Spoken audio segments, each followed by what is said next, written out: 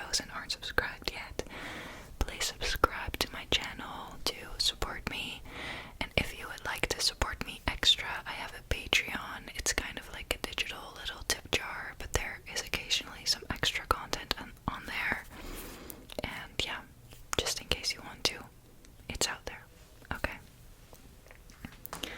I'm going to start with the e-reader because I did get my hands on a Kobo Clara e-reader quite recently. I made an ASMR video about it, and I read my first book on there, which I was very excited about. It is a clear case, but I have this picture of water that I printed out, got on Pinterest, and just stuck it behind the case. And then a little pop socket.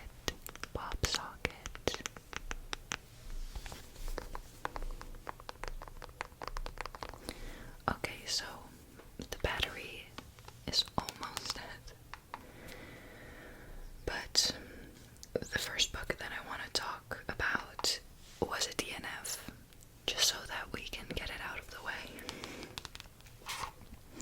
It has A Look For You Everywhere by Cameron Capello.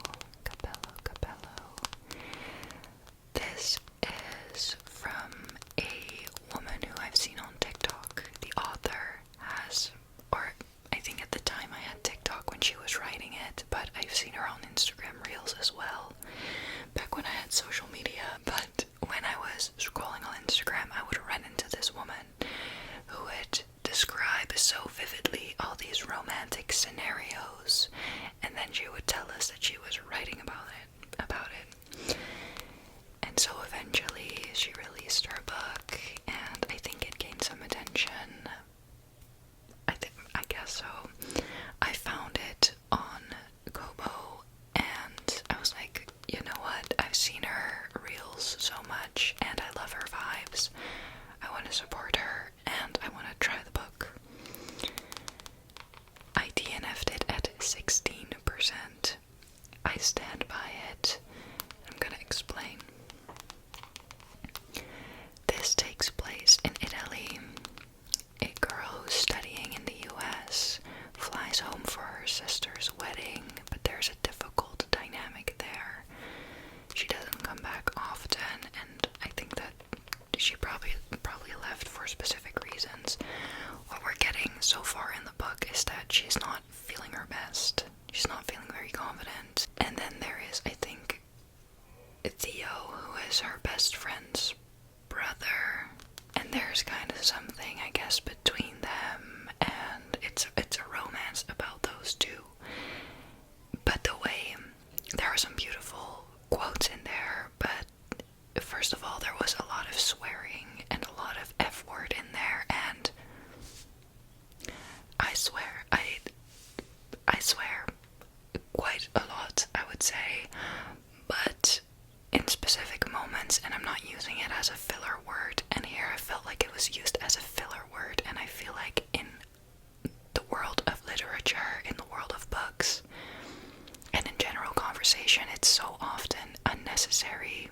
So that was really bothering me, and I felt like the main character was kind of talking down on herself. I just didn't like that dynamic, and it was very much the man is gonna save her and then she's gonna feel good about her life. It might take a different turn, but the vibes were so strong that I couldn't.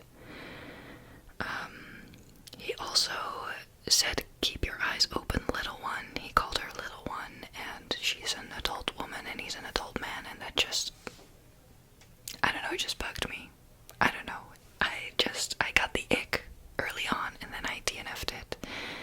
So that was the first book that I wanted to discuss.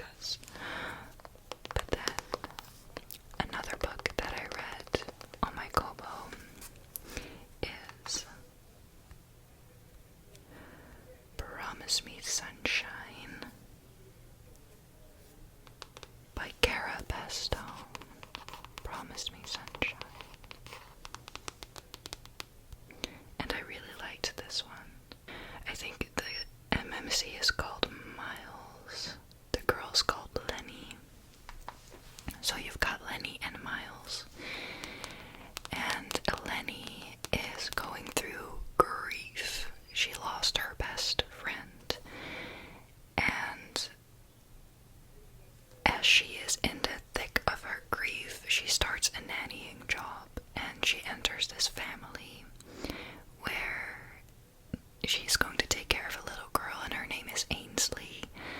And Miles is this broody character who's just kind of in the background, keeping an eye on her, being very judgmental on her appearance.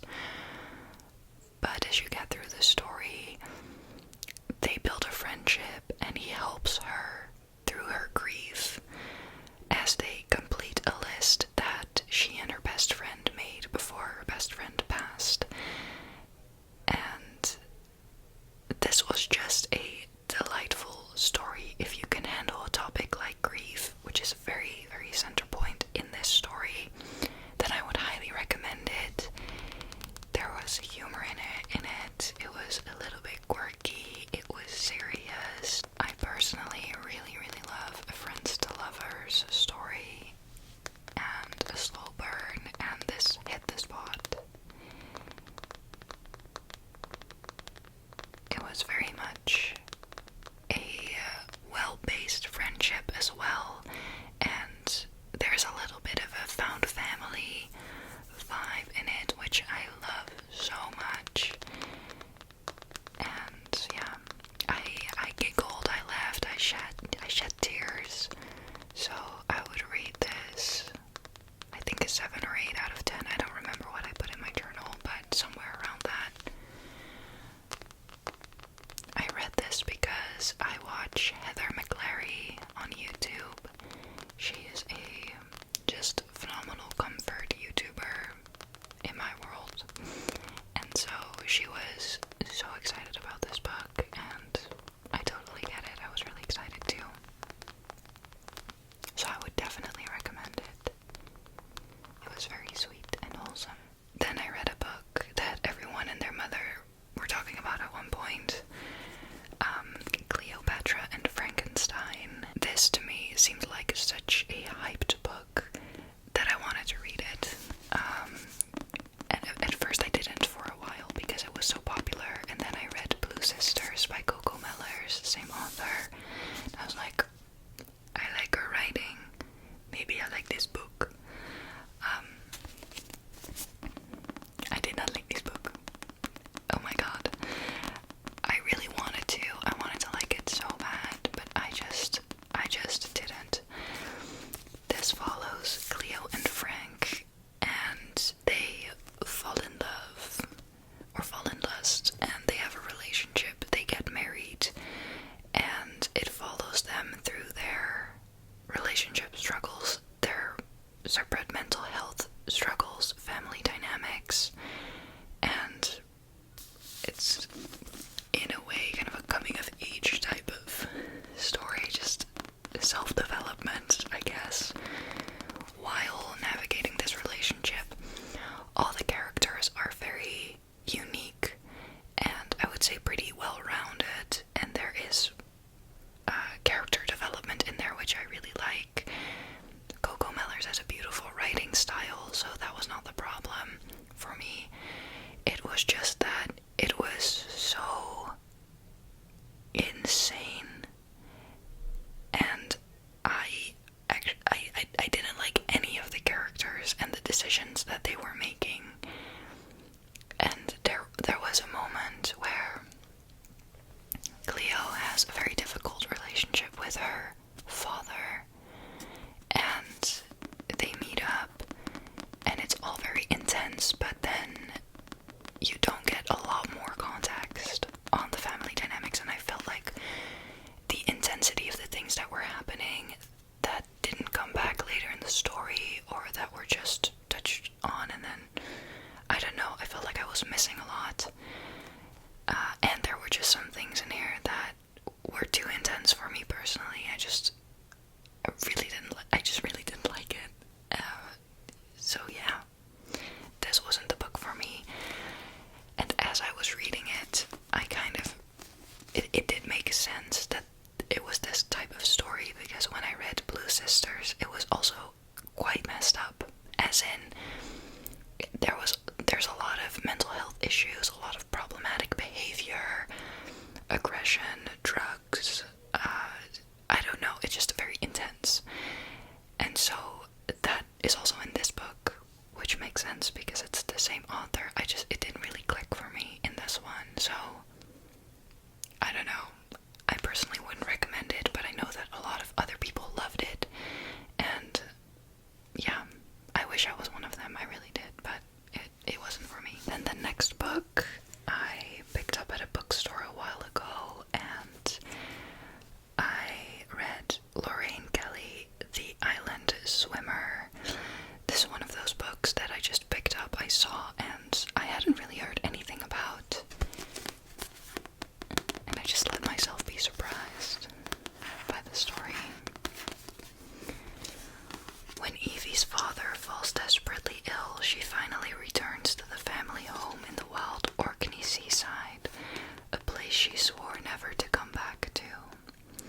As Evie, lonely, clears out her father's neglected house to prepare it for sale, she finds herself drawn to a group of cold water swimmers led by her old friend Freya. Together they find calmness beneath the waves and help Evie face up to the mistakes in her past, unlocking a treasure of truths that will reverberate through the community and shake her family to its core. This is the worst back description of a book that I have ever read in my life. I want to be really positive in this video and in my ASMR videos, but I'm having a lot of negative emotions about these books. This one included, actually. So, the way that I interpreted this when I read the back was that she would be going back to the Orkney seaside where she has a lot of difficult feelings, and she's in that house and clearing it out and being nostalgic and sad, and then meeting this group of swimmers and joining them. And I kind of thought that's what was going to happen.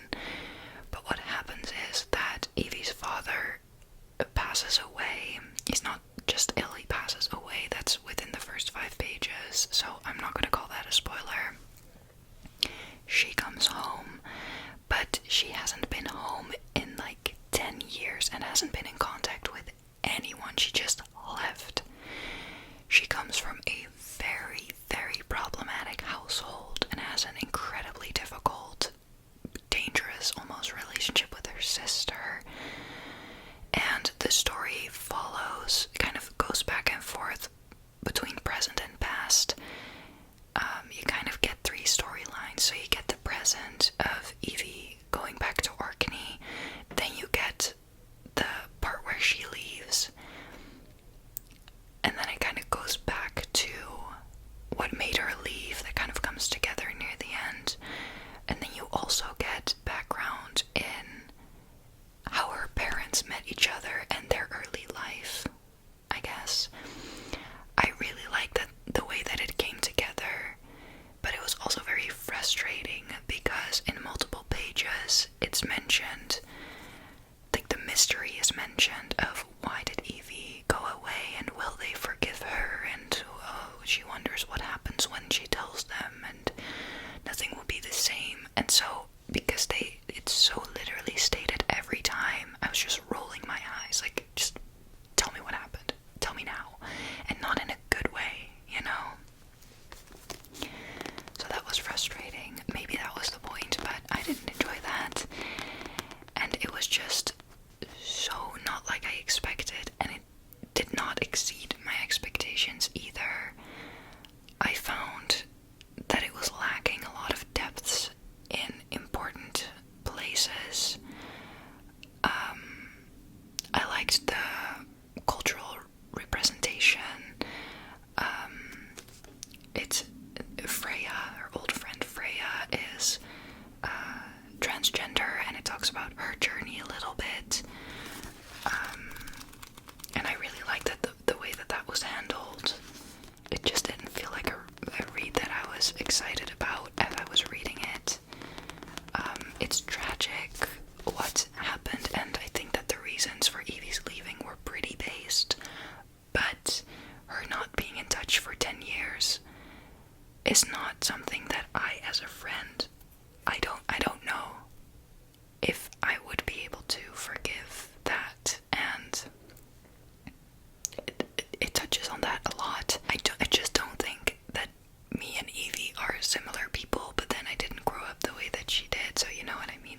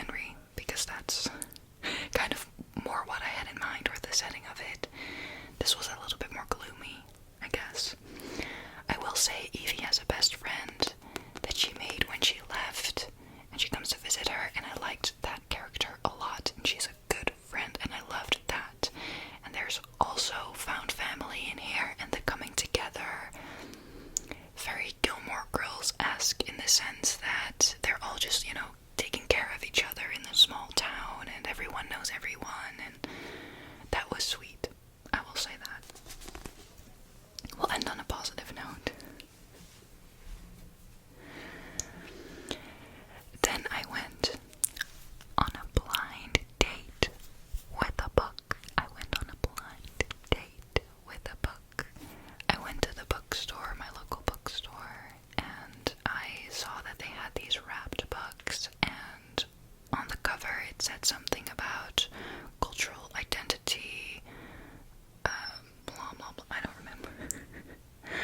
But I was like, oh, this sounds like something that I might like. And it was Memorial by Brian Washington. Brian Washington. Memorial. This follows Benson and Mike and their relationship. They live together, and it's a very turbulent relationship. Let's see, Benson and Mike are two young guys who have been together for a few years. Good years, but now they're questioning why they're still a couple. There's the sex, sure, and the meals Mike cooks for Benson, and well, they love each other. But when Mike finds out his estranged father is dying in Osaka, just as his acerbic Japanese mother Mitsuko arrives for a visit, Mike picks up and flies across the world to say goodbye. In Japan, he goes an extraordinary transformation, discovering the truth about his family and his past, while back home, Mitsuko and Benson are stuck living together as unconventional roommates. As Mike considers a new start in Japan, and as Benson thinks about moving on, could this be the end of their love story, or could it just be the beginning? This was very heartbreaking and also heartwarming at times. It was confusing, it was human, it felt lonely at times, it felt heavy. I don't know how I feel about this book. It was well written, first of all. It was interesting. I'd never read a story about two gay men before, so that was new and interesting. And that might sound really weird, but the spice was really fun to kind of figure out, because I've never been a man sleeping with a man. So I was noticing how I was really trying to figure out what was happening. because of the writing style, I guess, but that was really fun and interesting. Mike and Benson have a hard time communicating with each other and being honest with each other.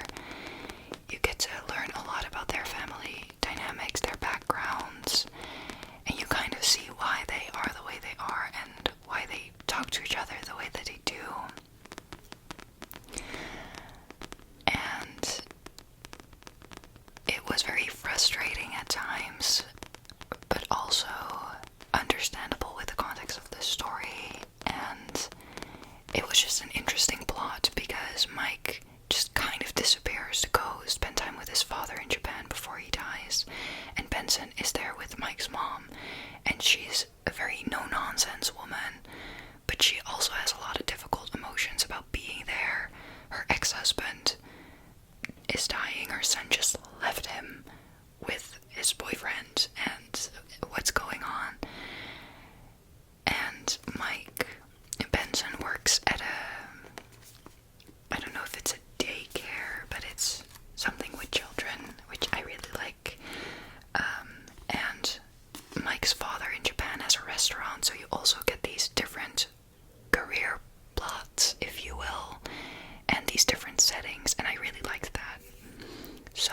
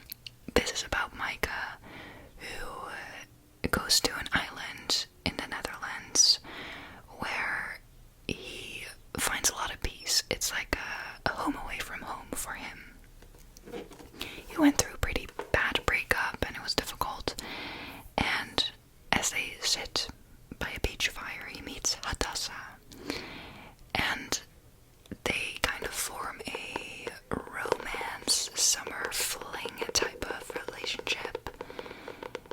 And throughout the story, you learn a bit more about both their lives, but mostly Micah's life. He is a musician, and he is exploring his sexuality and his relationship to music and his career and himself as a person. It's quite philosophical at times, and they're both at pivotal moments in their lives, I guess. I don't know, it was short and sweet and fun. It was, philosophical and about desire, I guess, and it had those Dutch island vibes. It never gets explicitly mentioned which island it is about. I do have my suspicions, is that a word? I think so. About what island it is, but because it's not explicitly said, I don't know if it is. But we have a couple islands up north of the country, and I've been to 2 of them, and I think it's one that I haven't been before. Per description, that's what I'm thinking, but yeah, that'll be a mystery. But I'm excited to see if he has some interviews online about his book, because I would be interested in hearing about that, because I know that there was an interview once where he talked about how his relationship to music really grew when he discovered Bob Dylan's music, and that is also kind of a thing in this book. So I'm like, okay, so you're pouring things from your own life into this. I wonder how much and how it's tied together. Is it very autobiographical? Is it not? So I'm still interested in discovering that. I really like the cover as well. Running through the dunes.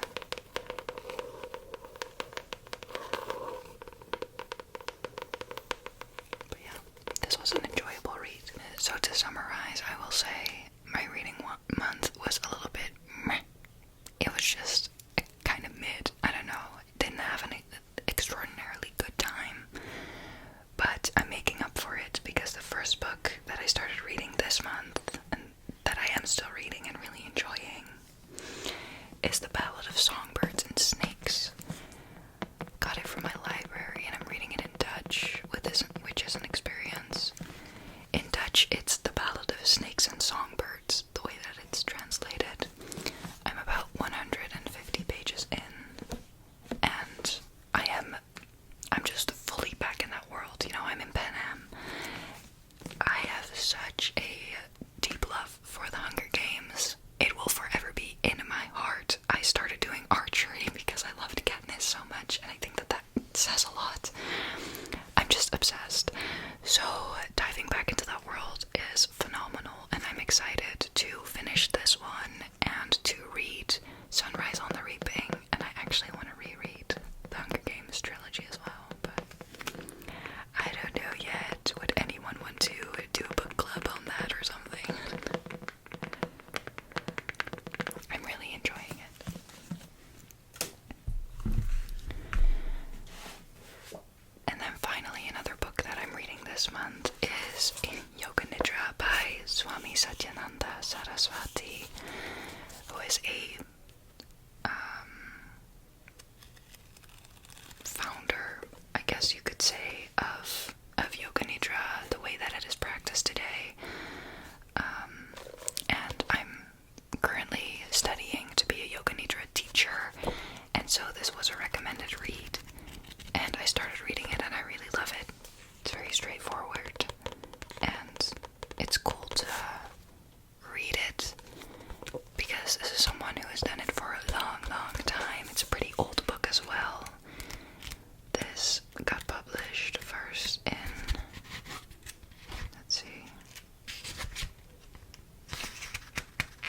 in 1976.